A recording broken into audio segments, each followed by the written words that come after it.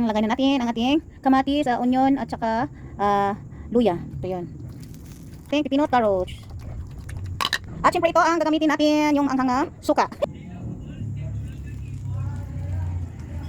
Lagay tayo ng kunting asin lang.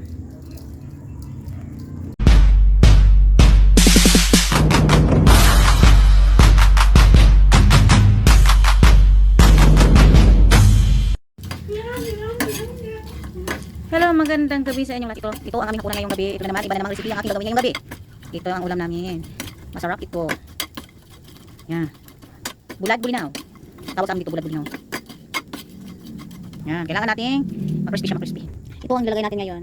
Ang ginagawa natin na prito na bulad bulinaw. Yung carrots. Lagay tayo ng carrots sa ating bulad bulinaw. At saka itong pipino. Pipino ang lagay natin. Tingnan muna natin yan.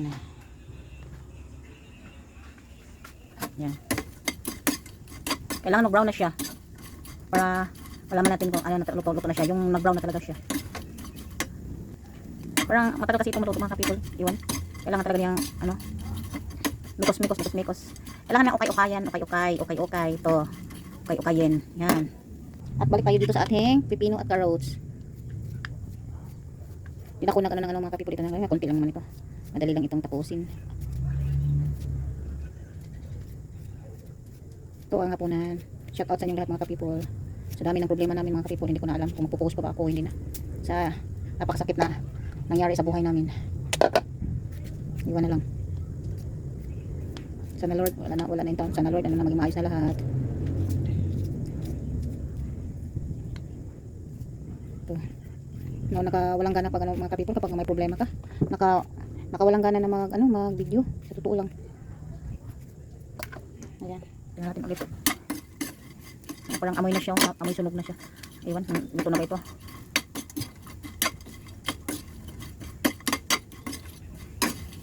Pag kasi mga ka-people, pag magluluto ako ng ito, matagal-tagal na ako hindi nakapagluto nito mga ka-people, mga ilang buwan na. Namimiss ko na kaya nagluluto ako. Sa akin pag tingin sa mga ka-people na parang hindi pa siya luto. Ewan. Pero amoy na siya. Maamoy na siya.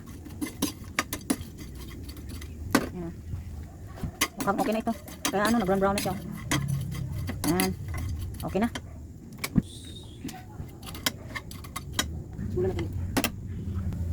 Ayan.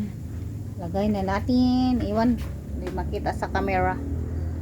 Ayan.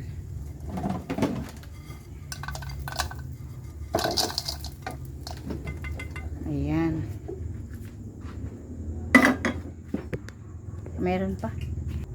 Ayan. Lagay na natin ang ating kamatis, onion at saka luya. Ito yun.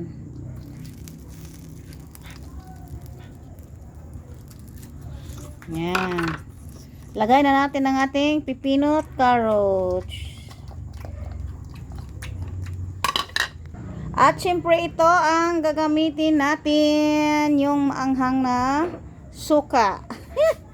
Ayan, ito na, nakuha na ako mga ka-people. Lagay na natin. Ayan.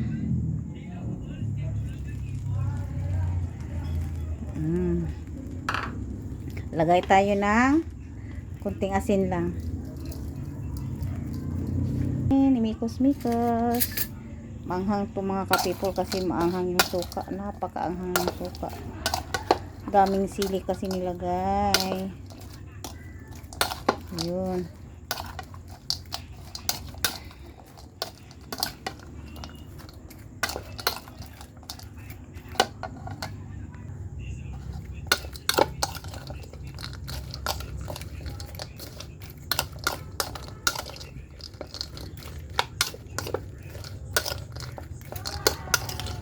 Naku, ang dami. Crispy na siya. Ito talaga mga ka-people, gawing brown yung para crispy siya. Sarap na siya mga ka-people. Ang amoy niya, sarap talaga.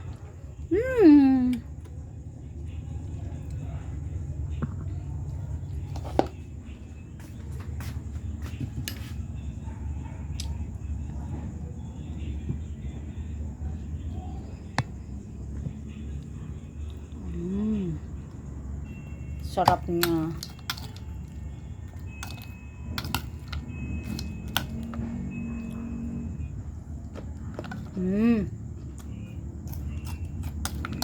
Crispy talaga yung ano mga ka-people. Yung tawag ito.